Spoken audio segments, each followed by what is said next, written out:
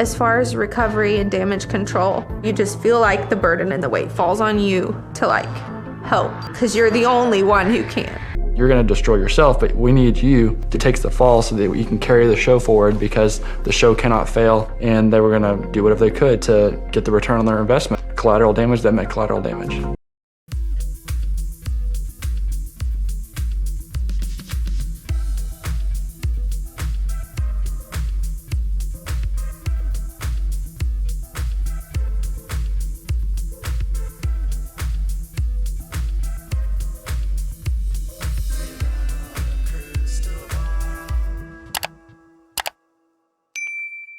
Hey everyone, it's Katie from Without a Crystal Ball. Welcome back to my channel. It is Wednesday, May 31st, 2023. I hope you're having a wonderful day.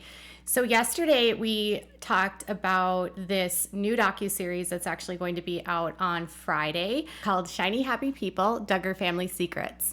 This series is going to feature Jill Duggar, her husband Derek Dillard, Amy Duggar King, and Deanna Duggar, along with other people that have been impacted by the IBLP, individuals that experienced so much from their dealings with Bill Gothard, along with some commentary people that have been covering the situation with the IBLP for years. Jill Duggar in this docuseries will be discussing her family on a television show, which basically was used as a marketing ploy by the IBLP to tell people about the IBLP. The docuseries is set to help people understand how the IBLP infiltrated not only the mainstream media through shows like TLC, but also the government.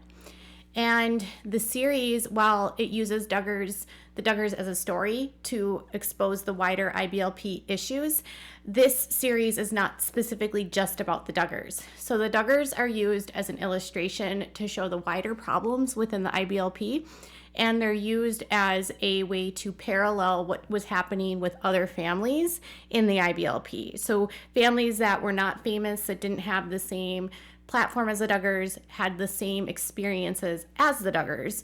So that's what this series is going to be about. But Jill's story herself is not the focal point of it, just so you know. She is going to be exposing her family, but she's not necessarily, it's all about the wider issue with the IBLP. But for those of you that are interested in a more in-depth story about what's going on with Jill and Derick, they are finally set to launch and release their tell-all book that they have been teasing for a lot of years. So the new book was actually announced by Simon & Schuster, and it will be available in January of 2024. So Jill and Derick will be doing an actual memoir tell-all. They are done hiding the lies of the family. This is going to be completely different than Ginger's book. So let's dive into today's topic.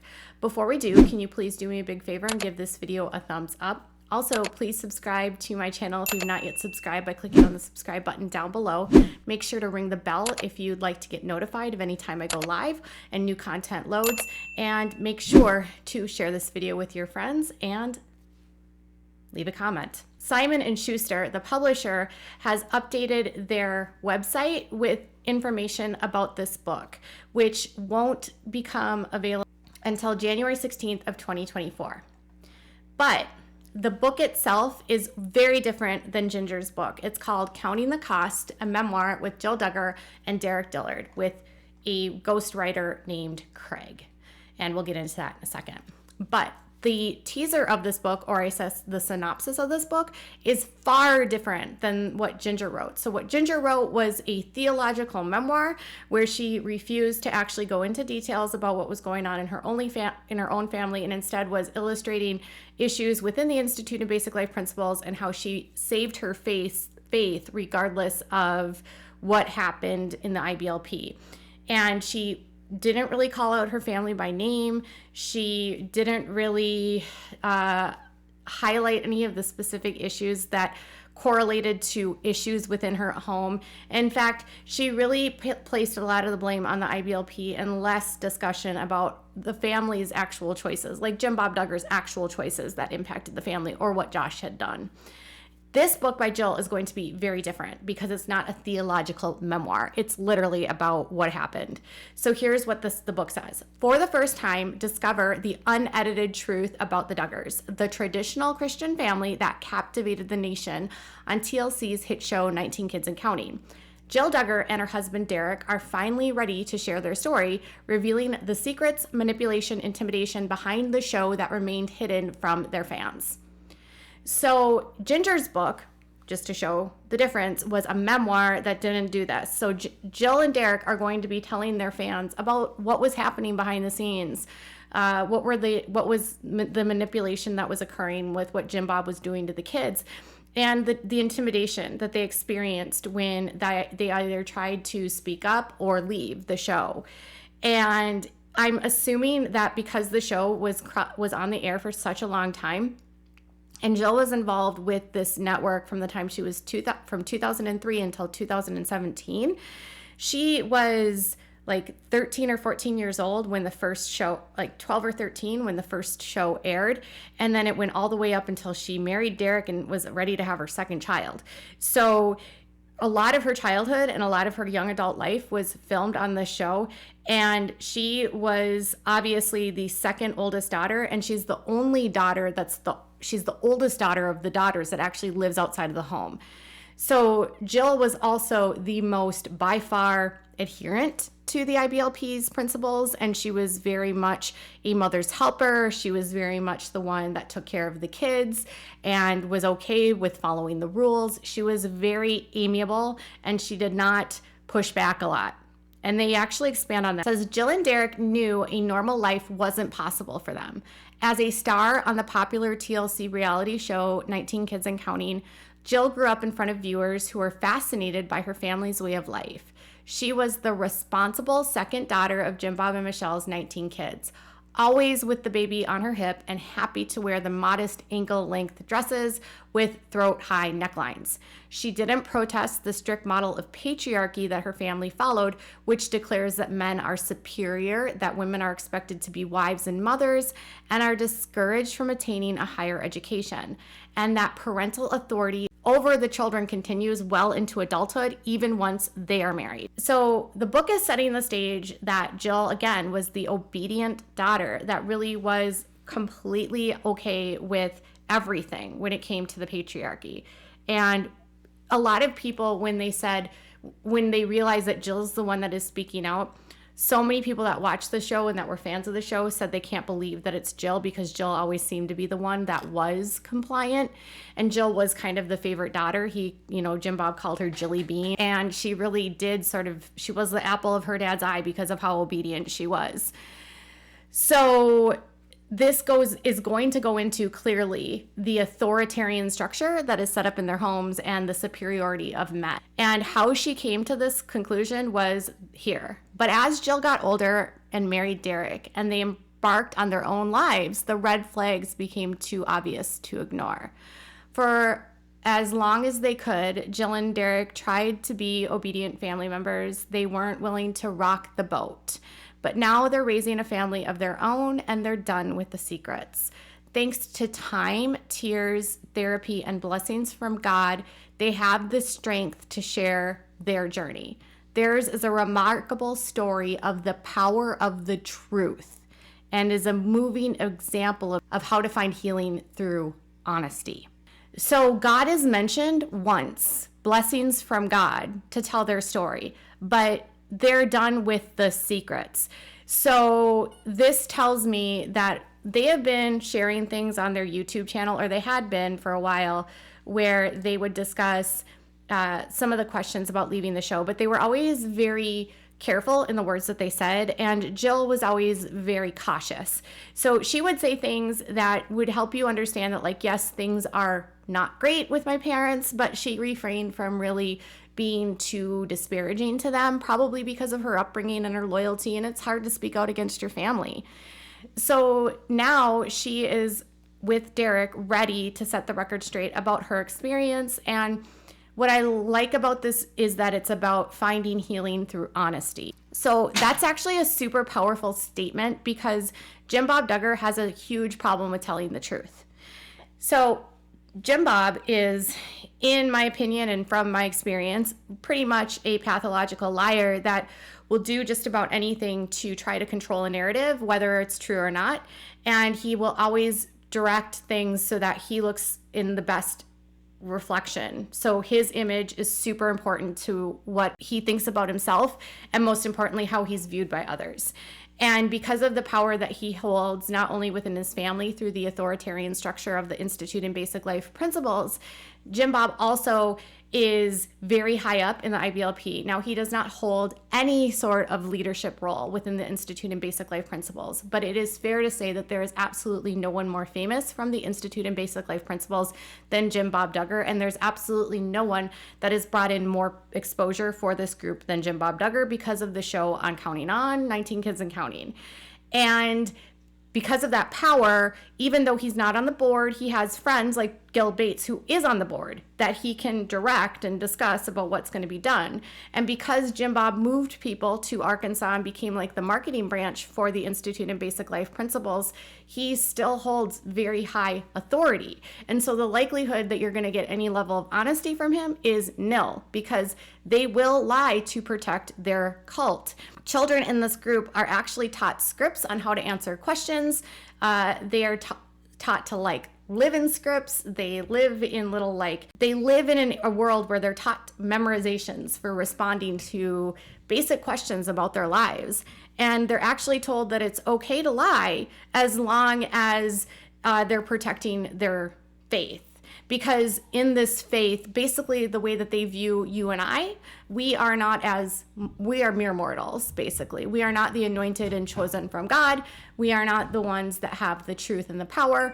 And so we, therefore, will never be able to understand the truth. And so if we're not going to embrace what they're saying and the truth that they hold, they don't really care if they lie to us. Polygamy does something very similar. And I've covered a lot of different cults where they literally will say that it's okay to lie because outsiders and mortals just don't get it. So when you grow up in an environment, not only where you're under an umbrella of authority with your father, but your father is actually a pathological liar, you have to try to find a way to tease out the truth in what he's telling you. And he's put you on a show where you are actually given scripts basically to lie. So the reason why this is not a theological memoir is what Ginger's was, is that she's going to go in and talk about what happened in her family. This is a tell-all. And the book is actually called Counting the Costs. And she has a picture of her family on the cover with Derick in her hand.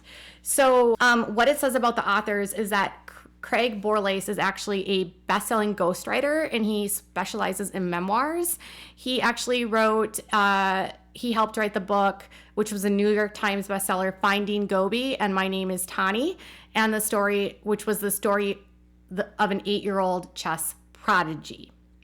And then for Jill, her actual biography says that she grew up as a star on the TV show 19 Kids and Counting, and was the first Duggar daughter to marry, and over 4.4 million people tuned in to watch her wedding.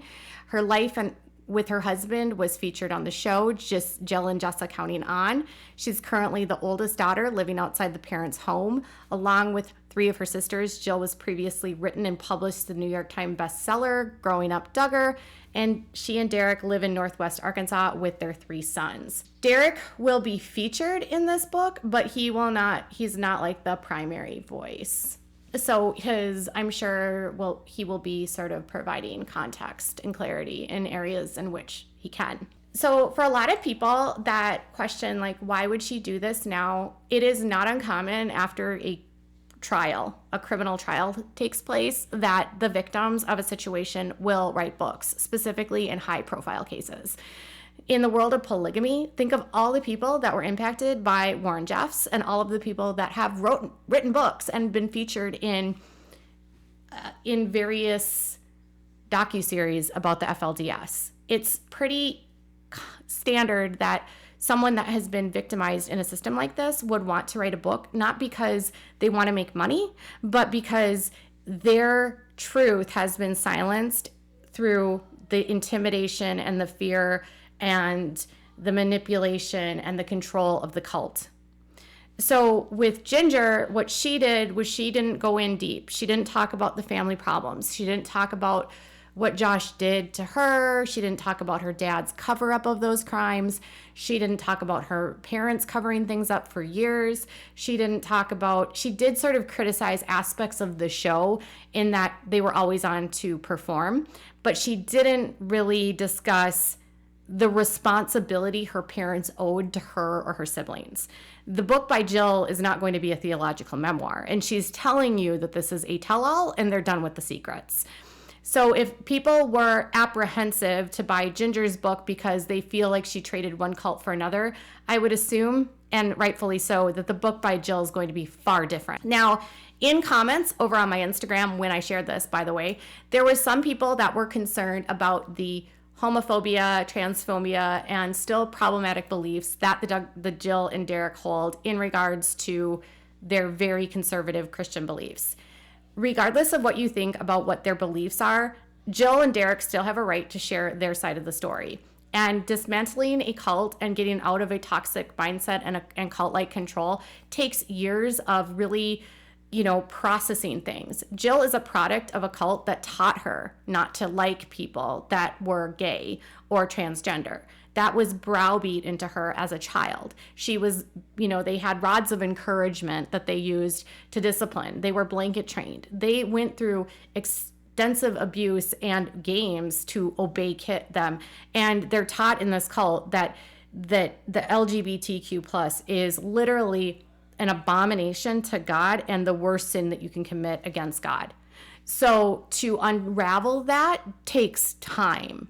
Some people that leave this cult figure it out very quickly and they abandon those beliefs altogether and they realize, oh my gosh, I was lied to. Others, it takes time.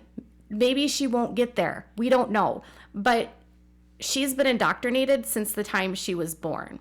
She has been through therapy. And I love that this book is going to address the fact that she's gone through therapy. When Jill and Derick needed help for this problem, they actually sought out professional counselors through licensed therapy centers. And they did so with individuals not from a biblical standpoint. These are people that are licensed in the state of Arkansas that have dealing with family issues and trauma. So Jill has gone through therapy both individually as well as with her husband. She tried to engage her family into this therapy and they refused. And she revealed all of that when she did a deposition back in 2021 as a part of a lawsuit. Jill and Derick, specifically Jill, has a lot to unravel. Like, she was told so many lies throughout her life, like that the world is only 6,000 years old, or that, false things about medicine, false things about psychology, false things about people, false things about gay people. It takes a very long time for people to unravel all of that. So you might be upset that they hold an opinion that is different, but nothing will ever be perfect, and they will have to figure out their statements they've made in the past, the things that they've said, the issues that they've pushed, and decide what they stand on later and as they grow. They're in their early 30s, and a lot can change as they evolve as adults and as parents.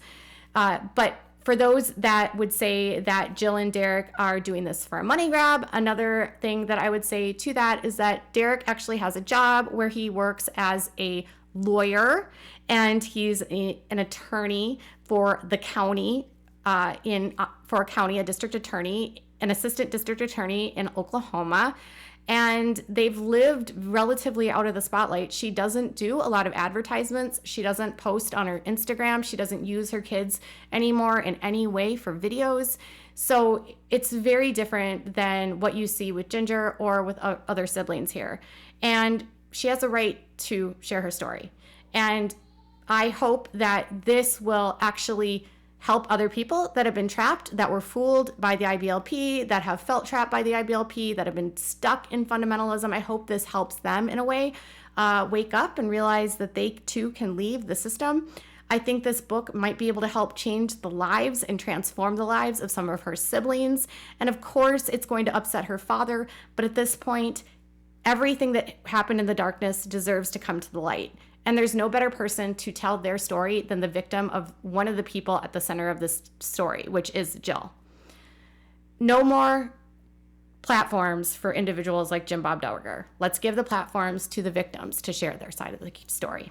So I'm super excited for this book. You can actually pre-order it. The book is available for purchase for pre-order on Amazon, Barnes & Noble, BAM Books, and BAM Books A Million, and Bookshop. And it's got a list price of $28.99. It's also available as an ebook on Kindle on Amazon. So tell me what your thoughts are about this in the comments below. Bye, guys.